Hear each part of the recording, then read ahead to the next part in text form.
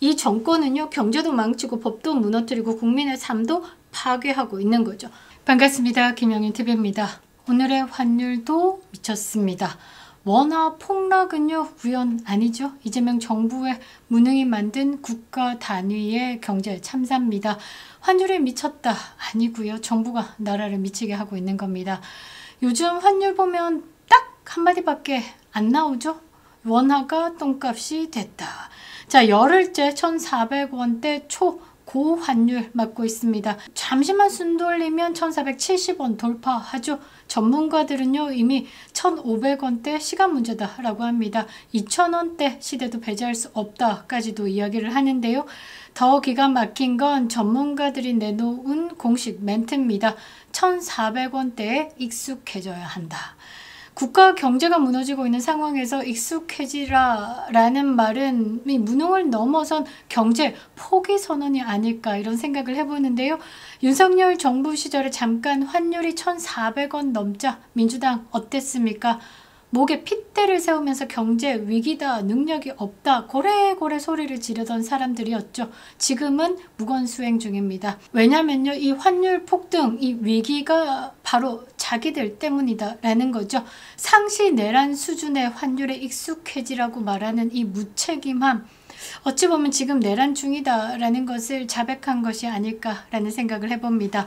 자, 18일 서울 외환시장에서 달러 대비 원화 환율이요, 전 거래일 대비 5원 올랐습니다. 1,463원으로 개장을 했습니다. 자, 환율은요, 지난 10일부터 7거래 연속 1,450원을 웃돌면서 출발을 하고 있습니다.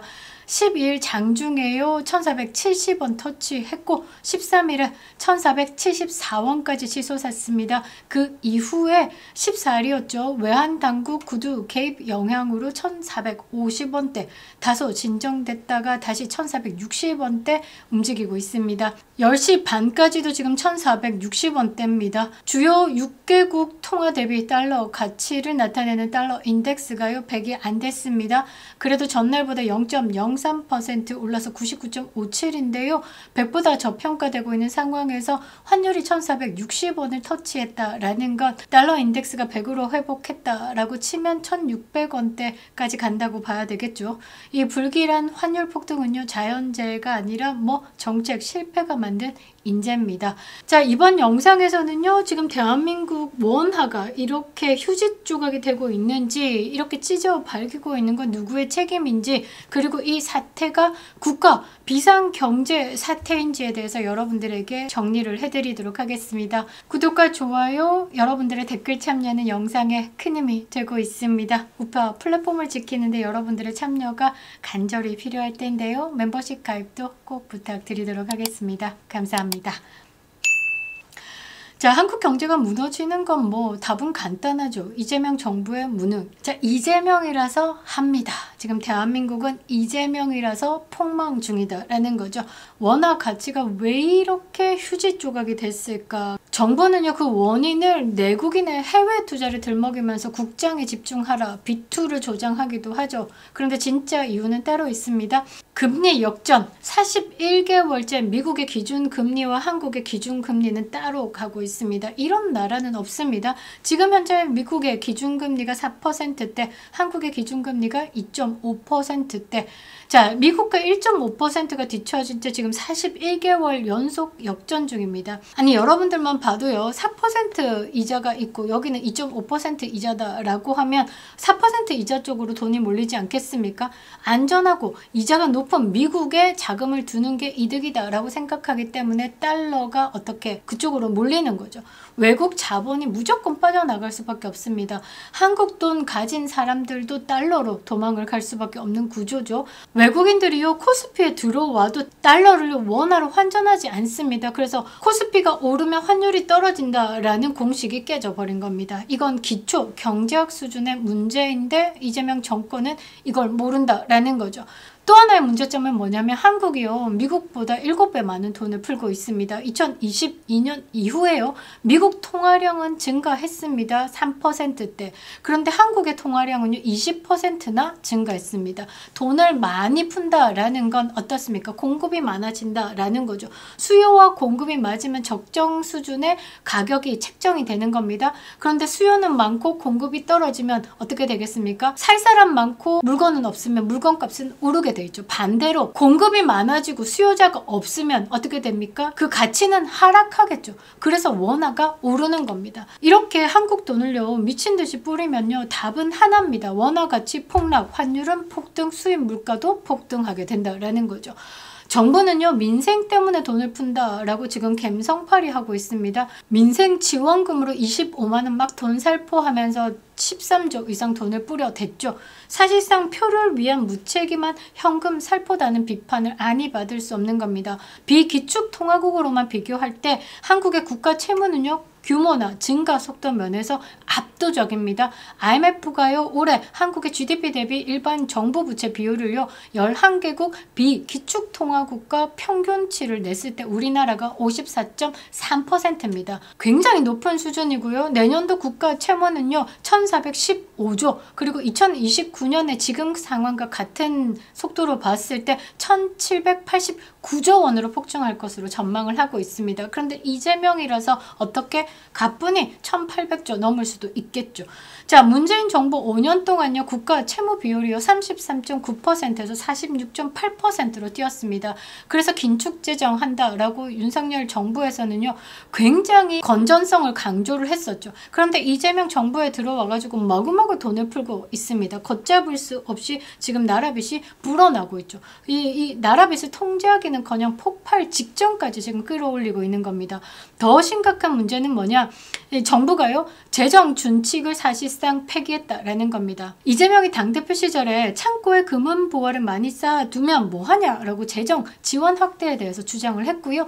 대통령이 된 뒤에는 뭐라고 했냐? 씨앗을 빌려서라도 뿌려야 한다라고 확장 재정을 합리화했습니다. 그러니까 씨앗이 뭡니까? 마구마구 돈 찍어낸다라는 거니까 통화량도 늘리고 지금 채무 비율도 높이겠다라는 겁니다. 한국을요 기축통화국이다 뭐 이런 대도 안 한 소리 할 때부터 이 경제에는 참 무식하구나 라고 생각을 했는데, 지금 이재명의 머릿속에는요 필요하면 돈 마구마구 찍어내면 된다.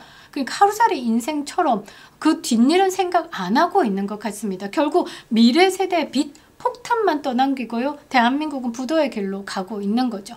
경제의 일자 무식이다라는 게 곳곳에서 느껴집니다. 진짜 경제 전문가들이 지금의 현실에 대해서 설명을 하겠죠.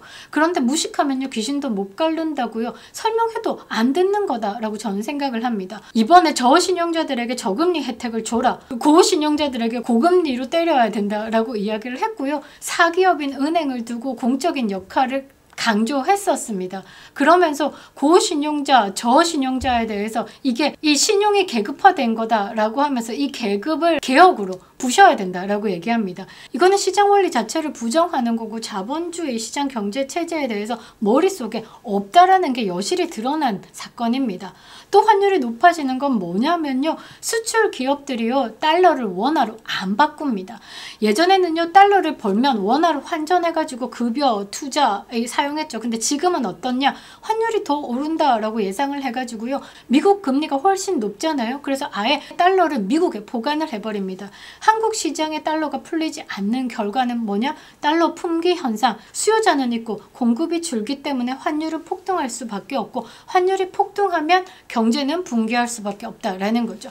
자, 국민연금의 달러 매수 확대, 이것도 지금 외환시장을 빨아들이는 겁니다. 국민연금이요 운용자금의 절반을 달러 자산 매입에 사용하고 있습니다. 보험료 수입의 절반 이상을요 달러 자산 매입에 사용하고 있고, 달러 자산 비중을 지금 50% 이상 늘리는 중입니다.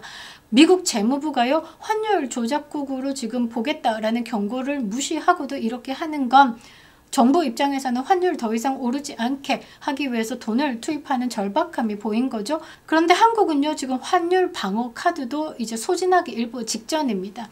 한국과 미국이 맺은 협정, 이번에 팩트 시트 발표했죠. 하나 바뀐 것 없으면서 확인된 건 또 페널티 조항이 확인이 됐습니다. 자, 매년 200억 달러 미국에게 갖다 바쳐야 됩니다. 그리고 추가적으로 트럼프 임기 내에 1,500억 달러도 에너지 수입을 해야 되는 겁니다. 그러니까 500억 달러씩 3번 트럼프의 임기 내에, 그리고 매년 200억 달러씩 어떻게 미국에게 보내야 된다. 그래서 앞으로 3년 동안은 500억 달러가 미국에게 가던지 미국에게 뭘 사서 넣던지 해야 된다라는 거죠. 그런데 한국의 전체 외화 보유액이 4,200억 달러입니다. 지금 뭐 이래저래 계산한 것만 보태봐도 6천억 달러가 넘죠.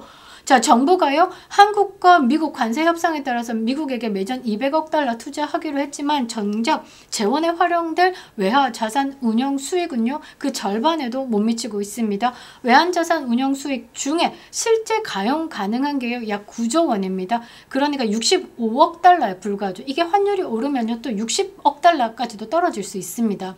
그나마 지난해 윤석열 정부 때 긴축 재정하고 무역이 활발해짐으로써 운영수익은 최근 3년 새 최고 수준을 찍은 게 65억 달러입니다. 10년 동안 매년 200억 달러 대미 투자금 45일 내에 투자하지 않으면요, 관세가 다시 25%로 회복합니다. 그게 페널티 조항에 있었다라는 거죠.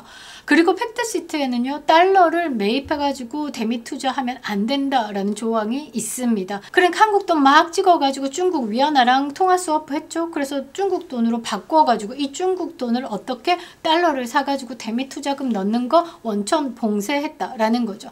자, 이렇게 되면요, 65억 달러 전부 대미 투자액 채우고 나머지 금액은요, 국채 발행 또는 외화 보유액으로 조달해야 되는 거죠. 이렇게 되면요, 5년 새 외화 보유액 증발하는 구조입니다. 그래서 환율이 더 오를 수밖에 없는 거죠. 자, 물가는 폭등하고 서민 경제는 파탄이 나고 있습니다. 환율 폭등은 수입 물가를 증가시키는 거죠. 수입 물가를 증가시킨다라는 건 장바구니 가격을 폭등시키는 겁니다. 가계 수입은 일정한데 지출은 늘어나는 구조가 된다라는 거죠. 원재료 가격이요, 80% 상승했습니다. 그리고 과일, 육류, 식품 전반적으로 폭등할 수밖에 없는 거죠. 수입 비중이 높은 기업들은 경영난 심화됩니다. 그리고요, 원자재를 수입해가지고 가공해서 수출하는 기업들 제조 붕괴합니다. 원자재 가격 폭등, 그 다음에 관세까지 때려맞는 상황에서 제조업이 붕괴할 수밖에 없는 거죠. 서민 경제가 완전히 무너지고 있는 겁니다. 환율이 1,450원, 1,460원을 찍고 있는데 지금 대통령실은 걱정 없다라는 식으로 입을 닫고 무건 수행 중입니다. 이게 나라냐 묻지 않을 수가 없는데요. 금리 올려야 되는 겁니다. 그런데 딜레마에 빠졌죠. 금리를 올리면 부동산 터집니다. 완벽한 경제 딜레마에 빠진 거죠. 한국은행 입장에서는요, 환율을 잡으려고 하면 금리를 올려야 되는 겁니다. 미국 금리 4%, 한국 금리 2.5%, 이 갭을 빠르게 채워가야지만 환율 폭등을 잡을 수 있다라는 거죠. 그런데 금리를 올리는 순간 지금 현재 주택담보대출이 6.77%까지 찍었습니다. 그런데 당연히 7% 돌파하겠죠. 그러면 자영업자들 대출 폭탄 맞습니다. 영끌해서 집 산 사람들, 비투해서 주식하는 사람들 세대 파탄 납니다. 아파트 가격은 폭락하겠죠. 대출이자 못 갚아가지고 파산 나면요, 금융권을 회수할 수 없기 때문에 경매 잡겠죠. 이런 식으로 금융권도 손상을 입습니다. 2차 금융위기 온다라는 거죠. 즉, 금리를 올리면요, 부동산이 터지고요. 금리를 못 올리면 환율도 터집니다. 한국 경제가 지금 사방팔방에 쥐레받친데요. 이 상황을 만든 주범이 누구인가? 이재명이죠. 정부의 무능이 가져온 겁니다. 포퓰리즘의 결과다라는 거죠. 경제 문맹 때문에, 아주 무식한 경제 상식 때문에 지금 대한민국이 이렇게 사방팔방 지뢰가 터지고 있는 겁니다. 이재명 정부는요, 위기를 감추려고 지금 여론만 조작하고 있는 거죠. 환율 폭등하자 정부와 여권 뭐라고 했냐? 1,400원대 익숙해져야 된다. 붕괴 이런 단어 쓰지 말라. 또 개딸 커뮤니는 뭐라고 하냐? 환율이 오르는 게 국격이 오르는 거다라고 이야기를 하고 있습니다. 이 말은 곧 뭐냐? 우리가 환율을 못 잡는다. 국민들 참고 견뎌라. 너네들 이렇게 살아라 라고 하는 겁니다. 이재명은요, G20 도망치듯 떠났습니다. 여론조사 기관은요, 조작된 표본으로 지지율 60% 만들어내고 지금 국민들 여론을 막 꾹꾹 누르고 있는데요. 진짜 민심은 기사 한 줄에서 말해주죠. 국민들 49.5% 이재명 재판 재개하라. 그러니까 이재명 제발 좀 꺼져줄래? 라고 이야기를 하는 거죠. 그리고 국민 과반이요, 대장동 항소 포기, 대통령실 개입이 의심스럽다. 그러니까 이재명이 본인 살고자 배임죄 폐지하고 대장동 일당들에게 7,400억 입에 넣어주면서 지금 입을 봉했다라고 생각을 하는 겁니다. 경제든 사법이든 모든 의혹이 정권을 향해 있는 겁니다. 이 정권은요, 경제도 망치고 법도 무너뜨리고 국민의 삶도 파괴하고 있는 거죠. 자, 결론은 뭐냐? 환율 폭등은 지금 대한민국의 대단한 경고입니다. 이 정권은 국가 운영의 능력이 없다라는 것을 보여준 거죠. 원화 폭락은요, 우연 아닙니다. 금리 정책이 실패했고 환율 방어도 실패했고 무책임한 현금 살포도 있고 대미 투자 약속으로 달러 유출도 가속화시키고 기업과 자본, 한국 탈출을 가속화하는 노란 봉투법 등 악법을 쏟아냈습니다. 이 모든 결과가 지금의 경제 참사다라는 거죠. 경제가 무너진 이유는요, 이재명 정권의 무지와 무능 때문입니다. 환율이 미친 게 아니라 이재명 정부가 국가 경제를 미치게 만든 거죠. 피로 지켜낸 이 대한민국, 흰쌀밥에 고깃국, 등 따스고 배부른 삶을 국민들에게 주기 위해서 선대가 외국으로 나가서 희생하고 헌신해서 들여온 달러로 지금 우리나라는요, 산업의 기틀을 맞이해서 지금의 상황에 온 겁니다. 선대의 위대한 희생과 헌신이 있었기 때문에 오늘의 윤택함이 있는 거죠. 그 윤택함에 빨대 꽂아서 꿀 빨던 쫙바리들이요, 이렇게 무지해가지고 지금 경제를 망치고 있는 겁니다. 이재명 탄핵만이 대한민국 살릴 길입니다. 김영유 TV였습니다.